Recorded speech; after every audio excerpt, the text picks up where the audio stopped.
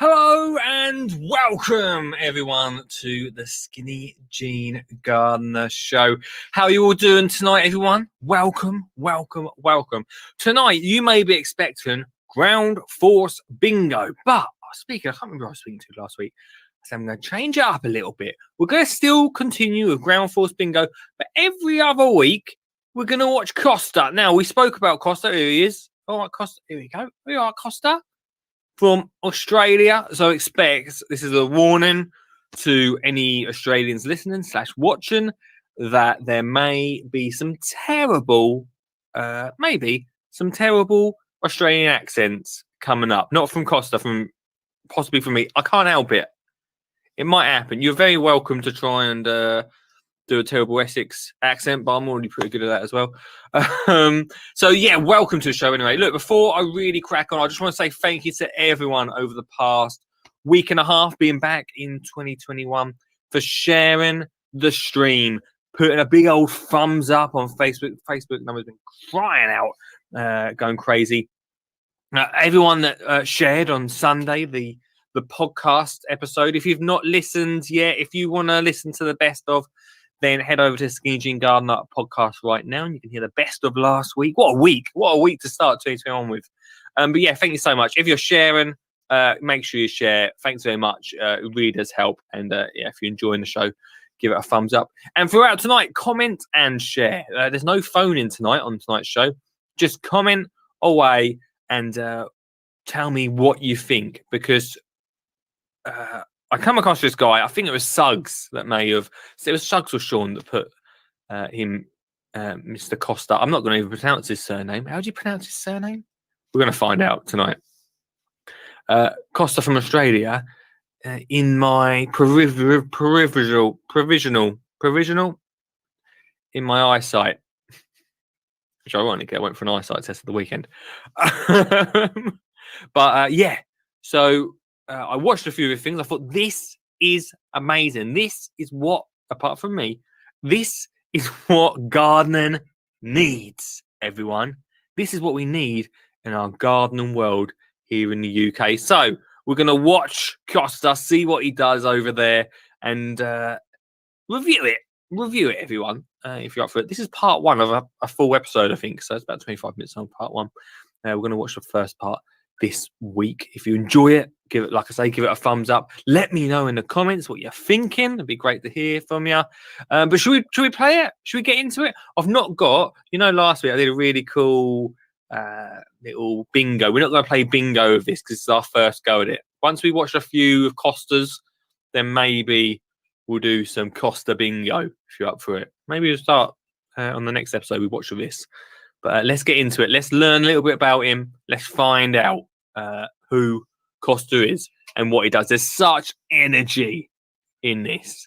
I can't wait to watch this. It's the first time I've watched this episode. So come watch with me, everyone. Thanks so much. Right, let's get into it. How do I share screen? Here we go. Right, let's see what you got, Costa. Let's see what you got. My passion for gardening was sown in my grandfather's backyard. Must say, absolute. Let's start from the start. Incredible beard. Just saying, incredible beard. It's also nice to see a garden program with some sunshine, isn't it? I mean, I feel like we're missing that right now. I should also mention this is about 10 years old, this episode, but let's get into it. In among the fruit trees, the snake beans, the vines, the vegetables, the chickens, the worms, the compost, he showed me the importance of soil to life. And I'm at my happiest when I've got my hands in the dirt. Hi, I'm Costa. Not telling us his surname. It's such a difficult surname to pronounce. Hey, I'm Costa. I really miss getting my hands through the soil. At the moment, my soil absolutely frozen. You won't be getting your hands through that soil. I should mention I love getting my hands through soil when it's warm. If it's wet and cold, I'm not such a fan of it here.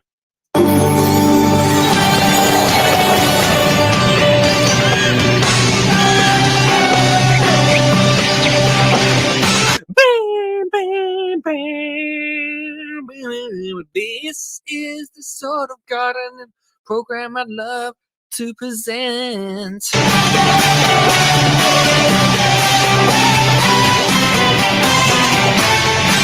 Tonight, how to create a garden of the future. It's a dream that's beginning to come to fruition. We solve a water disaster. I can swim in here. What's going on? Only 15 seconds. You would, by the way, I don't think a lot of this we won't be seeing from Monty Don.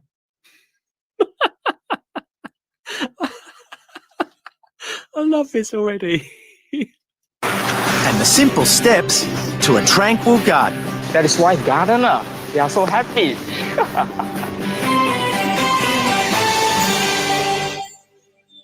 Every garden I walk into is a veritable feast for the senses, from the touch to the smell to the tastes to the sounds. If, by the way, if just a sideliner, if you're watching this on YouTube right now, head over to Facebook, Twitter, or Twitch. YouTube, for some reason, don't like me commenting on old 10-year-old videos, so it may cut out. So if you're watching this on YouTube, Facebook, Twitch, or Twitter. Since the very early days in my grandfather's backyard, it's become my life to be involved with the design and creation of abundant gardens. And you can do this too. It's time. There's a groundswell of change, of communities coming together, of people growing veggies again, and of families beginning to appreciate the rich pleasures of a simpler life. I might be totally wrong. If there's any Australians watching or listening, then let me know. But I really feel like, this program definitely portrays it, that Australia are a lot further forward with GYO and things like that. I don't know what you think about that, but that's what I think. For me, gardens are all about bringing people together. Be it the Botanic Gardens, a local park, or even your own backyard over a barbecue, gardens are truly a conduit for the community, where people can share ideas, thoughts, techniques, feelings, even family history.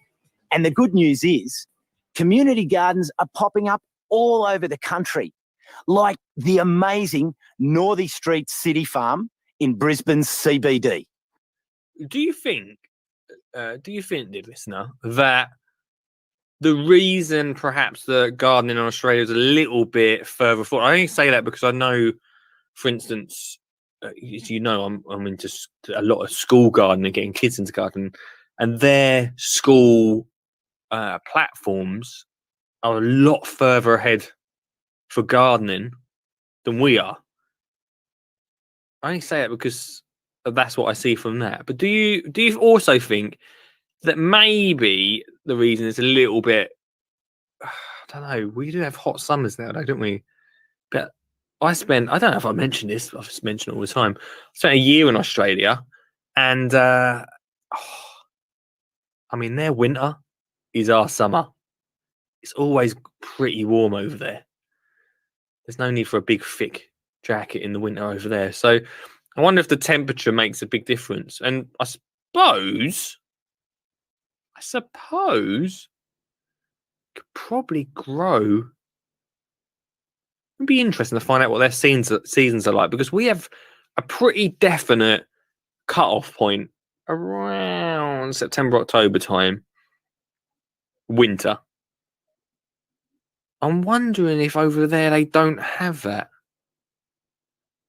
If you know, let me know in the comments. But it's a good question, even if I say so myself.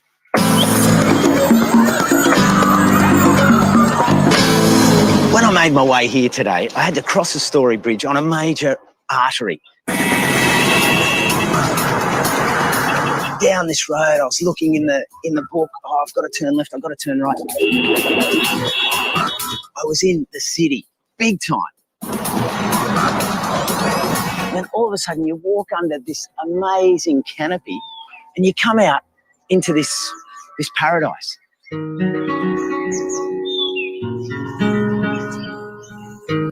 This ain't in the city, is it? Is this in the city? Maybe it is. You wouldn't have thought it. Look, it's like a celebrity jungle. Why would I even mention that? It's not real Australia. That's props.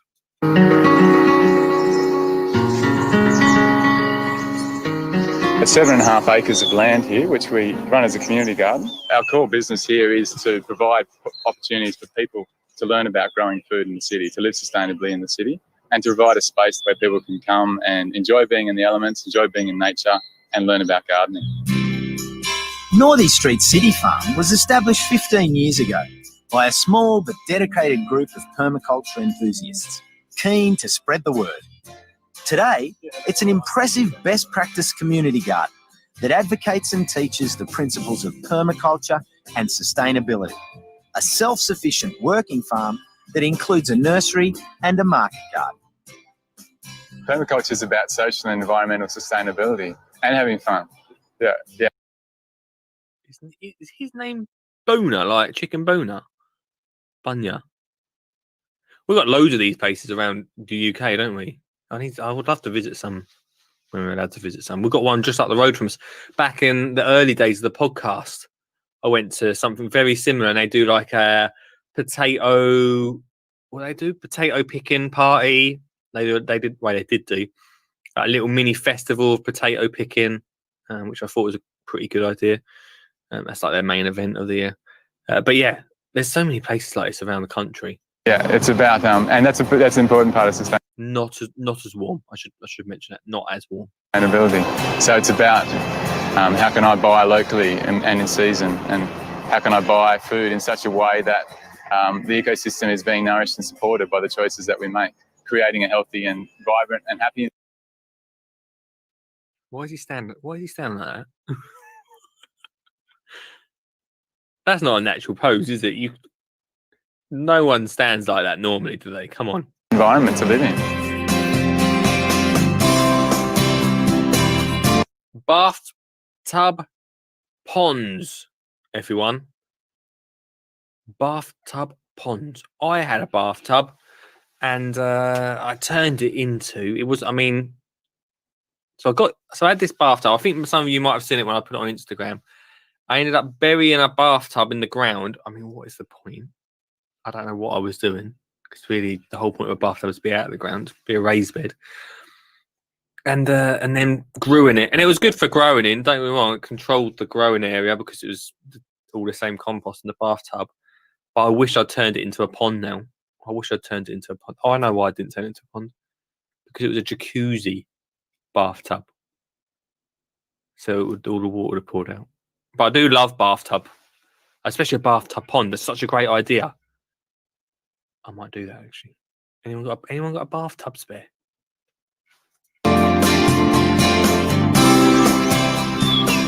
What are you up to? Well, here we're just trimming a little bit of a fig tree. Fig tree. This is a fig. Figs. This reminds me of travelling around Greece. Actually, Does it? You can ride around on your motorbike, and there's just these huge fig trees. You just pull up, grab one of these big white figs, and they're so good, straight off the tree. They're beautiful. They say the apples were the first thing in Eden, but I think it was actually the fig tree. What happened? So this is the nursery here, and all the plants you see before us are all edible plants. We've got a native ginger over here, which has edible rhizomes and edible fruits that we use, much like cardamom. Yeah. It's a beautiful native ginger from Queensland. Sound's gone up with sound here, guys.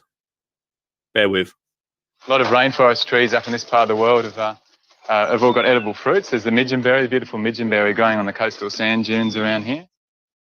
Davidson plum is another beautiful native plum tree of the rainforest. They've got everything growing. Oh, I like that. Stop the thing.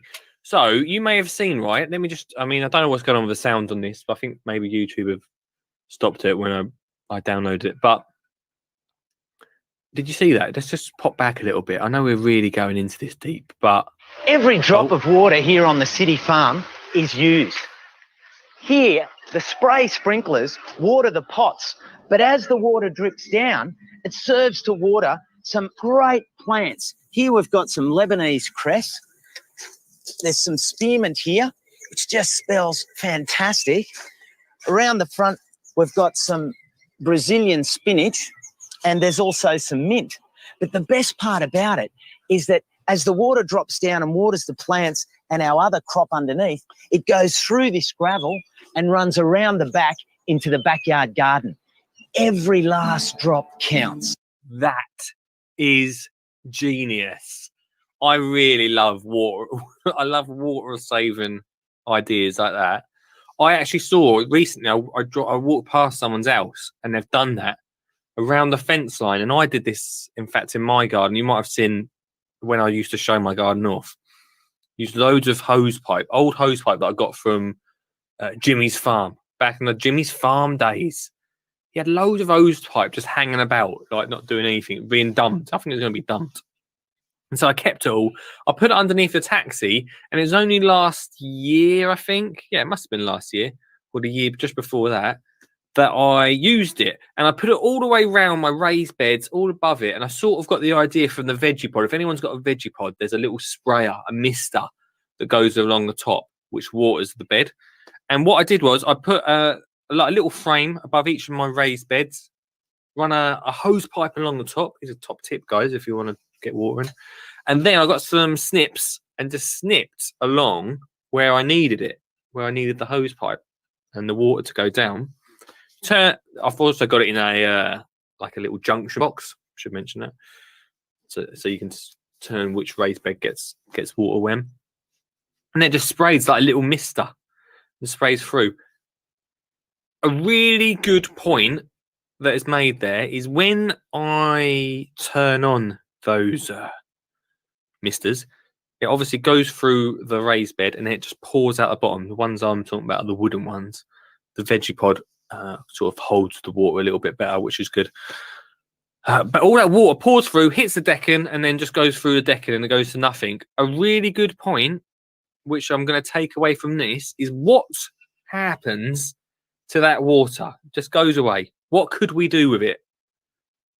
How could I set up a tray of sorts, which I'm going to now, I need to write this down. How would you set a tray up which then collect the water and then you can reuse it? One of the ways I'm thinking is, so I've got my raised beds on these watering systems, but I haven't got anything. So, how am I gonna describe this? I've got a little courtyard at the back of my garden where the taxi is. I must show you a photo at some point. The raised beds are in there, but there's nothing to water the rest of the garden. Usually I have to use watering can from the water butt that's also in the little courtyard at the end. If I could have something where I could water the raised beds and then it funnels down into an area which I can then, like almost a bathtub.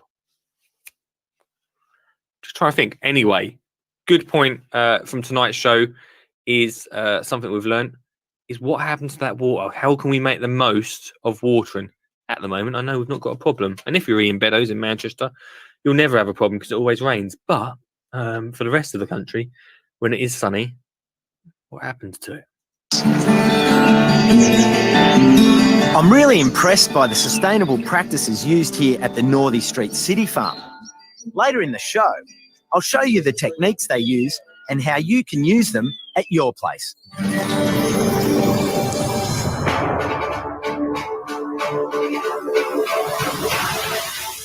Water is a magnificent and integral part of our existence, and it's become my passion. In fact, I've spent my entire professional life studying how to use it, manage it, and appreciate it. Reminds me, I'm just going to have a little sip of water. Stay hydrated, guys. Every week, I'm going to share with you some of the things I've learnt, along with new and innovative techniques on how to best use this precious resource. Well, at least by summer, we'll know what to do. Does anyone else feel? I know that Ground Force was 20 years ago. I know that Gardener's World is a bit different, but does anyone feel like there's so much more energy in this? Do you feel that? I love this. This is I think this is about 10 years old, but this is almost has like, if anyone watches Netflix documentaries and bits like and Amazon Prime documentaries, has an energy and the way it's put together. It's just beautiful.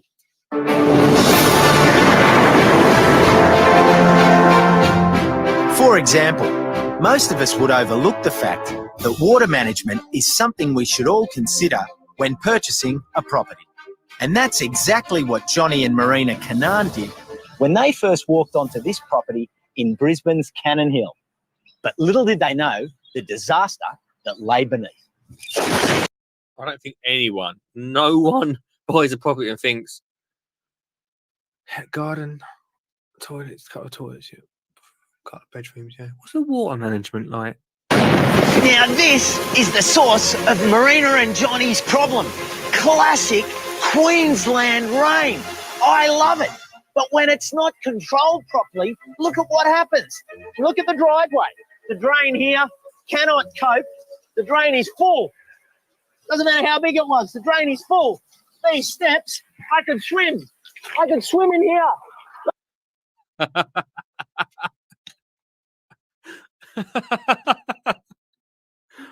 If Monty Don's watching this, or Alan Titchmarsh, we want to see you in 2021 swimming in a rainstorm. They'd probably have to have someone help them up, but we want to see it. Look at it. It's draining up against the house.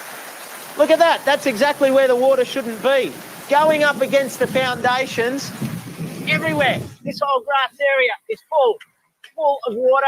It's an absolute disaster. Now, don't get me wrong.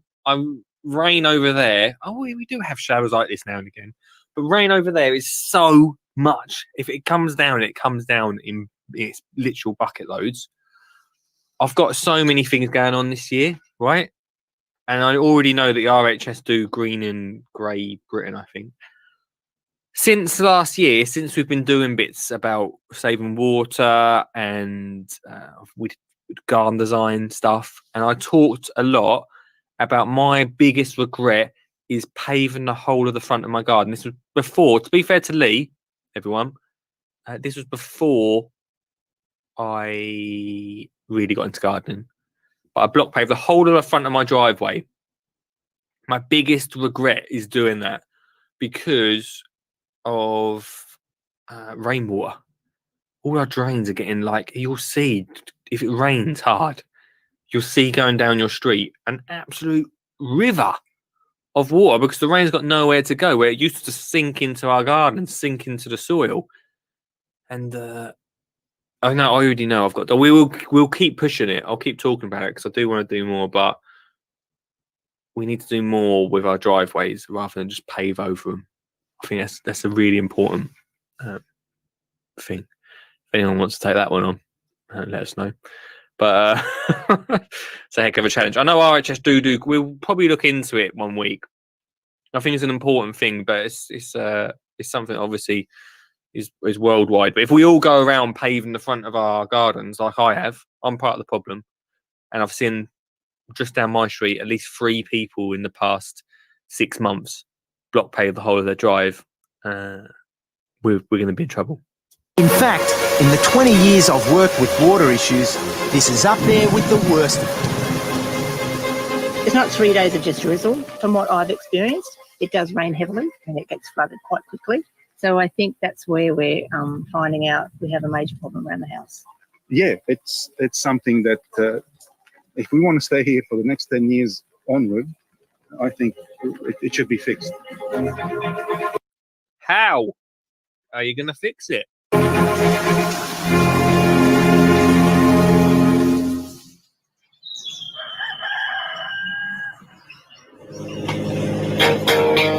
Now, this may be a makeover of sorts, but don't expect a big glossy before and after.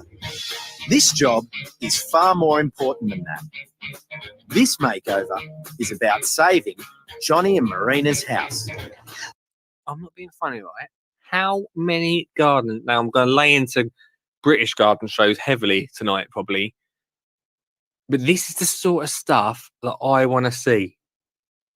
We've had ground for the last 20 years. This is the sort of thing I want to see gardening shows talking about your front gardens and why we shouldn't block pave them. I don't see that. I don't see that happening. That's what we need. This is brilliant. I'm loving this. I hope you're enjoying this tonight, guys. Let's just recap the water problems that we've got on this site here. Look at the soil. It's a bog. It's wet. There's water squeezing out of that dirt.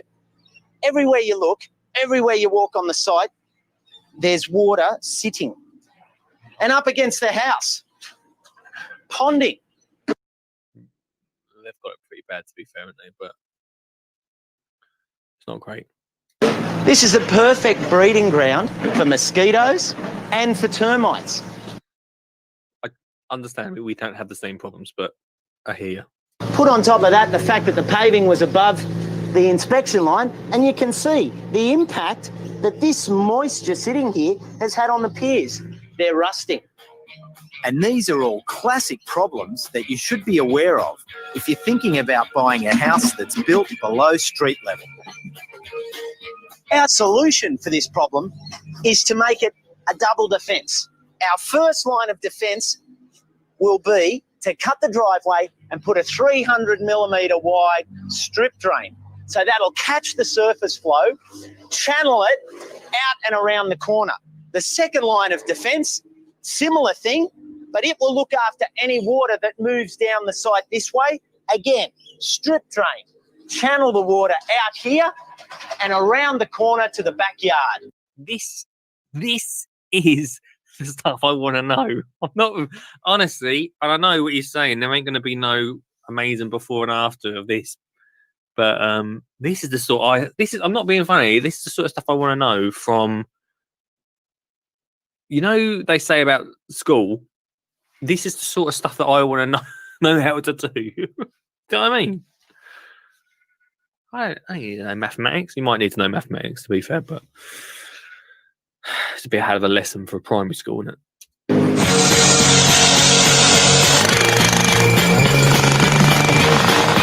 It's one thing to catch all the surface water that's running down the driveway and the grass with surface drains, but the real problem here on this site is the subsurface water. Have a closer look down the support posts of the house and see what we find under here.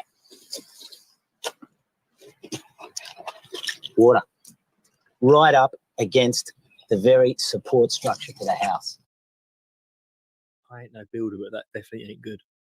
This is why the third phase of our drainage approach is to get this subsurface water sucked into a drain and taken round the back. To do this, we will install a subsurface ag pipe that will catch all of the water travelling underground. For this, we'll need to dig a falling trench the entire way down the side passage for our ag pipe to sit in. We're also going to repave the front and side of the house, angling the pavers so that the water falls into the strip drain. Here at the front of our yard, our subsurface drain is 300mm below the ground.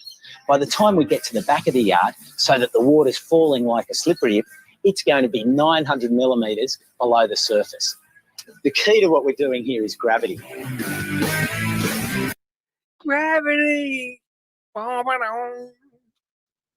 Something over me. I can't remember that John Mayer song.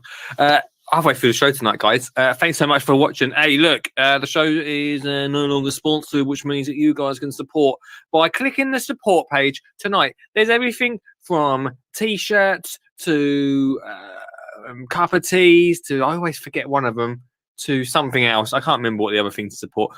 But the biggest thing you can do tonight to support, it won't cost you a penny. You're just giving it a thumbs up if you're watching the show, giving it a share to your mum, to your nan, to your friends, and saying, hey, we're watching Costa. Fancy watching? Do you know what I'm really amazed at? I've not done one Australian accent. Let's do this whole thing as Australian. I apologise to Australian. G'day, welcome. This show is not supported anymore by any sponsors for 2021, but can be supported by you by clicking the support link in the comments right now. Or if you're listening on the podcast, then on the podcast links in the description below. You can get anything from a wicked t-shirt. I'm still waiting for mine to be delivered. I don't know where it is right now. To just go and leave a cup of tea, or even I can't remember what the other. Buying Lee's book. Oh, here's a great book. It's How to Get Kids Gardening. If you fancy getting your hands, I remember it now. It's How to Get Kids Gardening. If you fancy supporting the show, then you can do any of that. But the biggest thing you can do is just giving it a good old like, a good old share to your mum and dad. Let them play it on there on the podcast, or let them watch this video. That'd be absolutely fantastic. Make sure you're following and subscribing. Get A to you, and I'll see you later. Right, let's get back on with the show, everybody. That was absolutely seamless. We've got 3 or 4 more hours work before we can start backfilling this trench. I pray it's not going to rain. That would be pretty terrible. We're almost watching the makeover show again without really realising, aren't we? Really? Really. And Costa seems to get the same weather as the ground force crew.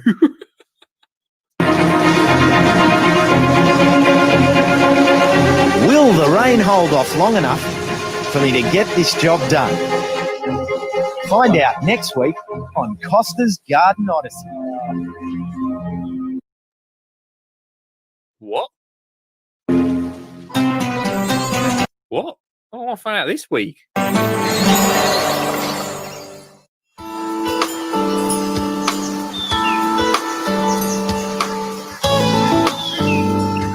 Welcome back.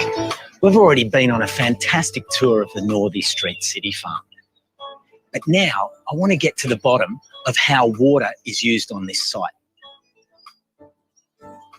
From the start, the number one thing we were on about was improving the soil, because that's where you can hold all your water, or most of your water. If you build up the soil, build up that rich humus, which is a great sponge, takes in whatever rain falls and keeps it in the ground. So we did things like plant green legume crops, use lots of mulch, build no-dig gardens. No-dig? And over 15 I don't know why I had to bring it up. Hashtag no-dig. years, we've been rewarded. We've seen this wonderful rich soil develop, and it does hold water during dry periods. We've also put in these tanks. We don't have a lot of roofs, but wherever we've got a roof, we've got a tank. Sounds like a bigger version of Richard Tuggett's garden, doesn't it? Saving any rainwater that comes down. This could be, I mean, I'm not really banging on about too much, but my minimalist podcast could be really helpful for that, about easy gardening, couldn't it? I'll talk about it another night.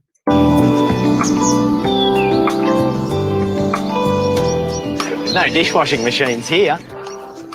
No, Costa, and there's no sewage connection either. So the grey water, we had to devise our own scheme. So the grey water comes through these pipes and then over to this grease trap over here.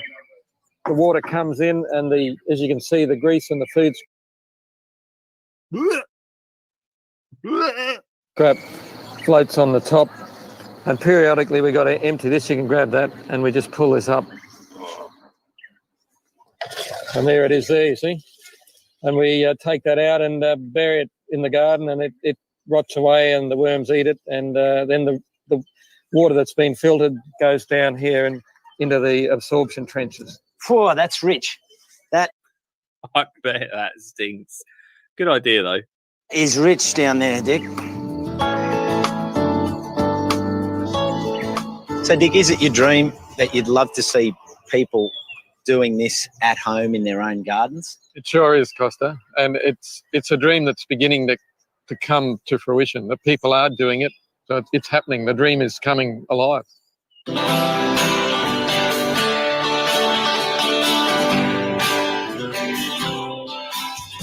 This is our kitchen garden here, which is right next to our outdoor kitchen, where we provide lunch for our volunteers every day. This is. I know what he's about to say, but this is awesome. Beautiful. I mean, look at this. We're just out in the country here. Yeah. It's fantastic. So all the great produce comes out of the garden, and it just goes this short distance. This far to the kitchen. That's fantastic. I mean, it's not more than 10 metres. Absolutely. There's no transport, there's no freezing, there's no packaging, there's no wrapping. It just comes out of the ground, gets a wash, And next second, we've got it being cut up and put into the pot here. This has actually got to be the dream, isn't it? This has got to be the dream.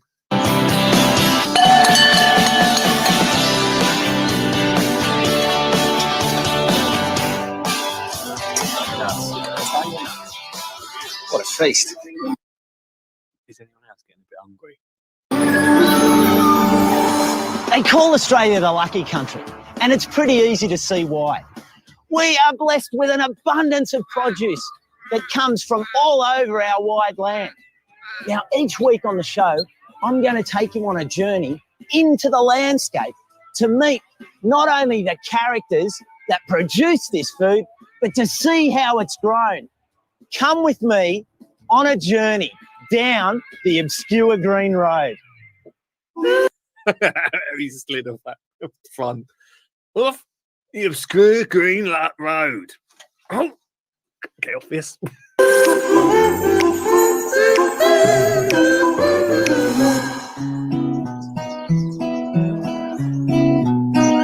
The Darling Downs in Queensland is one of the most fertile agricultural regions in Australia.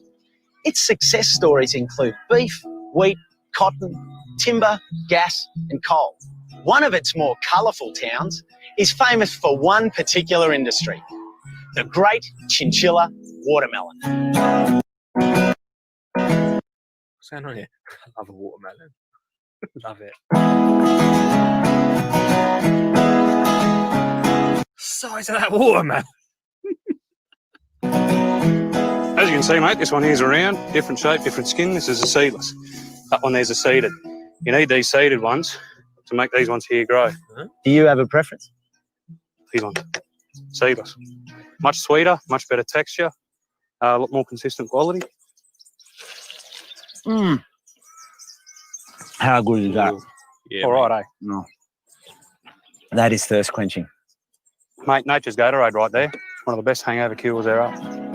These little puppies contain 92% water, but they're also full of all the good stuff. They're high in fibre, low in cholesterol and fat, they're a rich source of potassium and high in vitamin A and C. How can I grow something as sweet tasting as that in my backyard at home? Or am I kidding myself? Good organic compost, sandy soil and a full sun profile from daylight to dark. I'm guessing being 92% water, they need quite a bit of water. The secret to the chinchilla melon is this red sandy loam. Formed over thousands of years, it provides the perfect dry growing conditions for these tasty fruits. He really loves soil, doesn't he, old Costa? I actually... I must stick it out. We should have got him on the show tonight, but you know, I talk about my mate Jason quite a bit. He was actually a watermelon picker. I think it was either a melon picker or it might have been watermelon. If it was watermelon, he said his back absolutely caned after this. He did it in Australia as well. Could have been here. Could have been. I'll have to ask him. Seasonally speaking, Terry, when's the best time to buy a watermelon? Well, it's always summer somewhere in Australia. We've got great growers up in northern Western Australia, Northern Territory, Northern Queensland, and of course down here. So you're always going to get a great product no matter what time of the year it is. But for the chinchilla melons, you're looking from about the second week of December through to the beginning of May. So you just finished your harvest? I'm sure it was. I'm going to text him during the show. Hang on, wait there. Hang on, wait there, everyone. Dun, dun, dun. Hey, dude. Whereabouts did you do watermelon picking?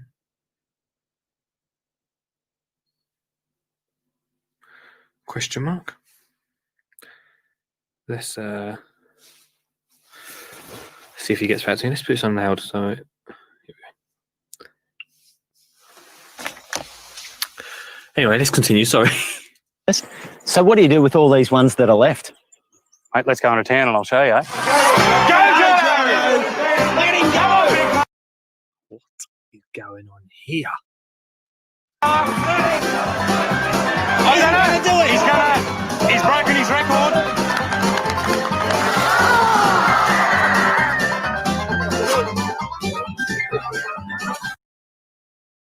What was that? He was just spitting out pips at him. I'm never going to look at a melon the same way ever again. I'll probably never look at a short bearded man the same way ever again.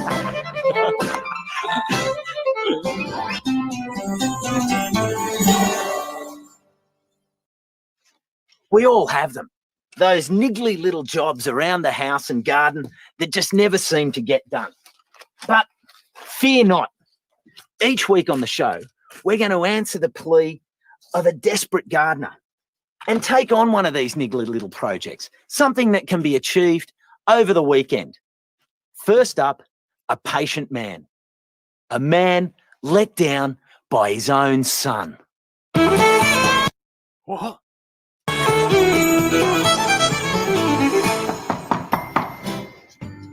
Oh, Hello. how are you? Oh, not too bad. It's my dad. Look, I realise this is an inside job, but we're here to do something for him that he's waited 5 years for. About time. The deal is, I'll do the garden if you cook me a lamb. No problem. Done?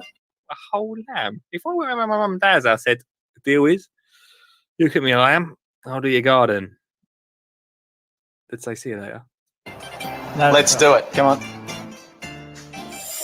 Okay, our project for today is to deal with this overgrown garden bed between the pool and the fence. It's not really safe for Dad because he can't get in there. So what I want to do is totally clear it out, and I want to put 3 espaliered lemons that'll grow up against. Is that the lamb in the background? I thought he meant like just put a leg of lamb or something on, not a whole lamb. The fence. It'll give it much more space. Let's go. Key to clearing an overgrown area, work in one direction and load the stuff out as you go. In classic Greek fashion, it wouldn't be a lamb on a spit without 20 of your nearest and dearest. Oh no. Not anymore, Costa, not anymore. I'm in for trouble. Like Angela, a close family friend and fond of all knowledge. He's a good boy, and I remember his mother. She was a lovely lady, lovely.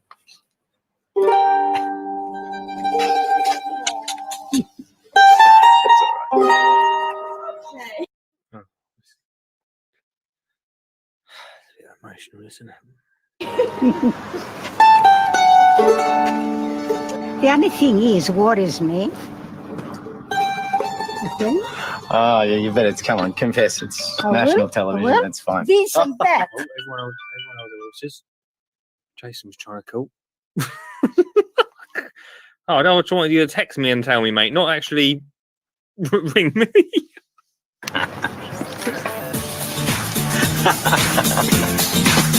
What was that? What did he say? Oh, I don't know. Was it about what he's like? He's a bit of a geezer.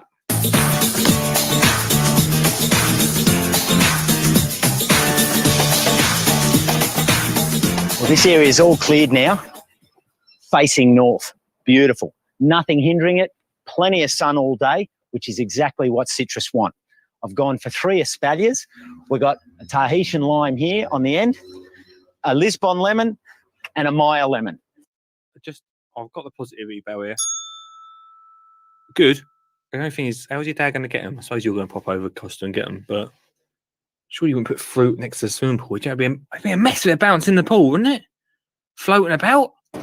Underneath, I'm going for a whole lot of mint and some chili because he loves things spiced up. You're creating a bit of an allotment here.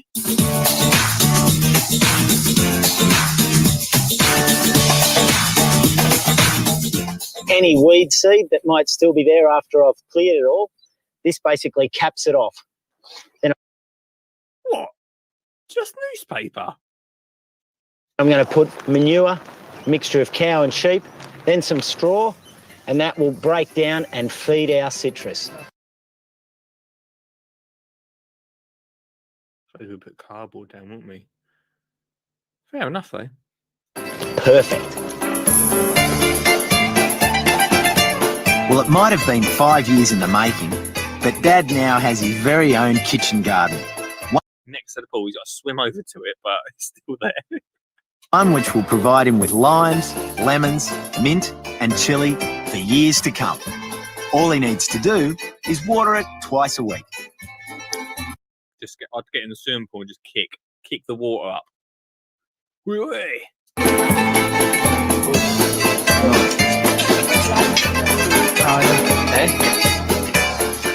Okay, here's to the new citrus garden there, and to the lamb dinner, and to everyone for being together. Yeah. Are they sitting in the garage? They're sitting in the garage, aren't they? It's got to be a better place to sit. Cheers. All the best. They're in the garage, aren't they? Having a party over. Put them in the garage. To you too. Probably realised by now that I'm all about gardening the soil and the soul. In each episode, we're going to investigate the various spiritual philosophies and how we can better interact with the cycles and seasons of nature. The Zen Shed.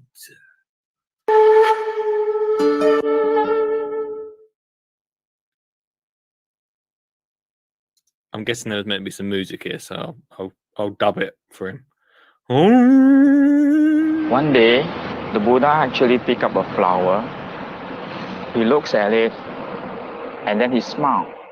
He realized that he was holding the entire cosmos, the universe, between his fingers.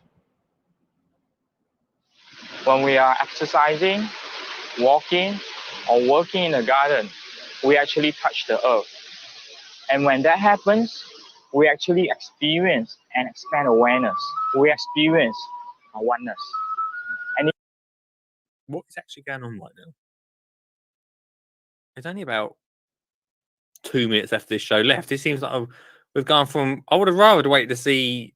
Or maybe there's not 2 minutes because this is part one. Maybe there's not 2 minutes left of the show. But I'd rather see what's going on with you digging up Costa. Rather than, let's see. Is he going to do some yoga or something? I don't know. in this state of oneness, coming back to the present moment, one forgets about the regrets, the disappointment, and the history of the past. And at the same time, one also forgets about the fear, the anxiety, the worries of the future. That is why gardeners, they are so happy. I did think about getting into some yoga this year, but I just can't get my head around it. Some irony there, isn't there? What are you looking at? What the lizard? The lizard? What was that? So random. What random place to put in? The Zen Shed. Is that a weekly thing? We should get the Zen Shed. Should we get a Zen Shed? Should we do that each week? Get I don't know, Beddoes to call him from the Zen Shed. It's a new feature coming soon. The Ski Engine Garden Show, everyone. The Zen Shed. God.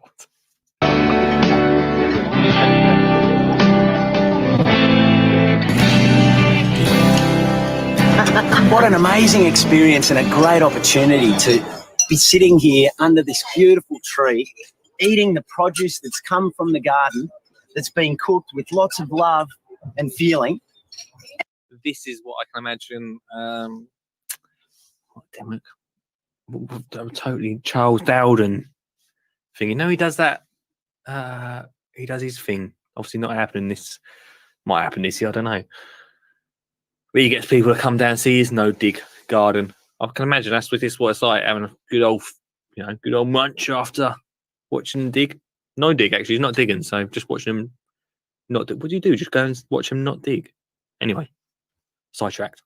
And to have spent a day with all these people, it's been fantastic. Bunya, thanks for taking me around the garden. Thanks for coming. It's been wonderful to show you around. And I'd like to welcome all the community to come down and join us any day between Tuesday and Friday. We put on lunch for anyone who comes, and always open to new energy and input into the. I bet it was so. Once he said this, I bet it was so busy for one day. And they were like, "Well, you want us to do? You want us to pick potatoes?" Garden space. The thing I really love about this place is that it makes it achievable. We're not talking about some obscure concept in a book. We're talking about a small area in your garden at home that can be turned around into something that produces things for you and your family that you've nurtured and then that you've harvested and eaten, as we did around the table. I mean, this is great. Next week on Costa's Garden Odyssey. Come on, then. What are we gonna see next week, Costa? A garden that has healed a fractured community. And they look after it, protect it, and use it. It's there. An apple lover's mecca. Surrounding me are 200 or more varieties of apples.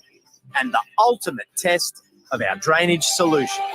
Who would have thought a drainage solution makeover could stretch over 2 shows? Not us. It's now time to break our dam. Wow, there we go, everybody. That was awesome, wasn't it? Absolutely. I'm so happy we did that this week. Again, we can't really do a bingo on it. I've not really got the Costa-isms in place yet. Let's watch a few more episodes of it first. What year? Let me just have a look while we're sitting here. What year was that out? Costa Odyssey, I think it was called. How do you spell Odyssey? Costa. What? No, that's wrong. Costa Odyssey. Gardening. What's the call come up for? Wait there. Sorry, guys. Gardening. Costa Odyssey. See what year that come out in. There we go. Wiki will do it. Was that 10 years ago now? 2009? It doesn't say. Oh no. It doesn't show it. You let me down. Yeah, 2000. That was released in 2009, 2011. So about 10 years ago, and it has all of the energy of a brand new show. I love it. I love it so much. They should have played it in England. I don't know if they did. Maybe you watched it before. But I'm so happy that we've been able to show it on here. Hey, it's up to you guys. Let me know in the comments right now. Next Wednesday for our watch along, do you want to watch another episode of Ground Force, or shall we do a little bit more of Costa's Garden Odyssey? Is that what's called? Should we do a few more episodes of that and see what he does? I'm not going to watch it. I would feel like I want to watch it once we finish the show tonight. But I actually really want to find out how he gets on. It's such a point, like I mentioned earlier, it's such a point that we need to think about that. It's something that we definitely, maybe it's a bit much. Old Costa asking us to think about it before we buy a place. I mean, bit heavy, isn't it? Let me just see if I bet Jason never got back to me. He didn't. Find out next week, guys, if he whereabouts in Australia Jason picks melons. But I think Costa asking us, you need to think about where your water goes when you buy a place. Maybe a bit too extreme. But a really good point about what to do with your garden, or what's thinking about thinking about front gardens. 2, thinking about what you do with your actual garden, because we talked last year a lot about artificial turf. Hard landscaping is a massive thing. The amount of gardens I've seen with just ridiculous meterage of slabbing, just too much. I don't understand it. and the lack of beds, of planted up beds. All these things contribute to rainwater. So if you've got nowhere for it to go, then you're going to start getting a lot of hard water sitting on top of the surface. And also, if you're not caring for your lawn, like lawn still needs to be cared for. Aeration is a big thing, making that happen. With your lawn, maybe we'll talk about, if you want to talk about that at some point in the year, we can. I'm still looking, everyone, if anyone knows where I can get one from, a decent aerator. If you don't know what they are, they're like a garden fork, but they have holes so that you can push them into the ground, put them out, and they bring like a whole chunk of earth out. And it makes your grass breathe a little bit more, makes the soil breathe. Total tangent there. But yeah, we don't think about this, and maybe we should. And we should talk about it a lot more. And that's the reason we're getting more and more rivers going down, more flooding happening, and maybe not talked about enough. We talk a lot, aren't we? I mean, when there's flooding going on, and maybe you live in a town that floods a lot, maybe regularly has issues, and we talk about, oh, the council have got to do this, they've got to do something about it, we can't make this happen. Is anyone questioning? I mean, I'm not in an area, my home is not in an area of flooding, but I do see the amount of water that still pours down the road into drains. And Olive's like, it's like a river out there, Dad's like, yeah, it literally is.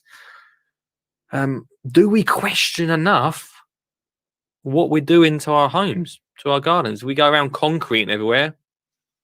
The rain's got to go somewhere, peeps. Just saying. The rain has got to go somewhere. So Costa, here he is. Sitting here. Thanks for a great show. Really enjoyed it. I hope you did too. Like I said, comment and share. Let me know what you thought of tonight's show. Whether you think next week you want to see a ground force, or maybe you want to see another Costa's Garden Odyssey. I can't remember what it's called. Yeah, Costa's Garden Odyssey. Maybe you want to watch the second part of that. But I love the energy in it. That's exactly, sometimes I talk about doing documentaries and shows and things like that. That is the sort of energy that I want to be in a garden show. People say to me, "Oh, you want to do like you want to be on Gardener's World?" I don't want to be on Garden. Trust me. Maybe once upon a time I used to say, "Oh, I'd love to be on Gardener's World." I don't want to be on Gardener's World. That, everyone, I want to grow a beard and be the new Costa of the United Kingdom. Let me grow a beard. That will do it. So yeah, look, thanks so much everyone for watching tonight. Hope you had a good one. Great week, great start to the week this week, talking about productivity in the garden. We had some great news as well. And tomorrow we are back once again for another garden homeschooling, everybody, which I'm really looking. Actually, let's just play that. Tomorrow we've got it's gardening. Homeschool with the Scooging Gardener. Absolute great intro for that. That's coming up tomorrow. Obviously, at the moment, everyone's at home. Hope you're doing well with homeschooling. Yeah, it's been not a bad week of homeschooling, which we're sort of balancing it between homeschool and fun and getting out in the garden.